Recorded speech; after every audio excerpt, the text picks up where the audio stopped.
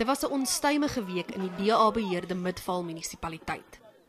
Inwoners eis beter munisipale dienste en hul betogings het plek gewelddadig geword. Enies het die plaas langs die R59 besoek waar mense hulle name in 'n boek kan skryf, saam met die hoeveelheid erwe wat hulle wil koop. Daar is glo al meer as 1200 erwe so verkoop. Enies is egter gevra om die perseel te verlaat en beloof dat die EFF-kandidaat terugvoer sou gee. Midvaal burgemeester Bongani Baloyi glo hierdie is 'n manier vir die EFF om goedkoop stemme te werf. And I've seen numbers increase to quite a number of 100 and even thousands of numbers coming this side, and even buses and taxis coming to pick a piece of land for 15 rand. This is someone else's property, and the occupation of someone's land illegally and by force, while someone else is selling for 15 rand is actually illegal. Die plakkershitte is nie nuut nie. Baloyi sê hy glo diegene wat nou die erwe verkoop is goed georganiseer.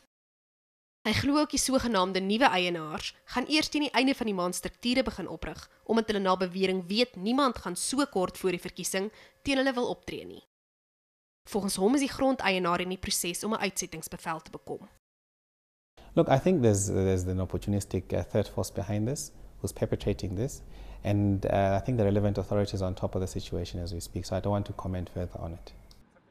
Hy glo die DA gaan die mag in die munisipaliteit na die verkiesing behou.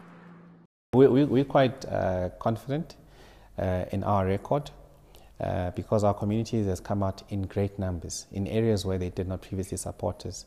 They've been very welcoming to us. Carla Kutsie, Enies, Meyerton in Gauteng.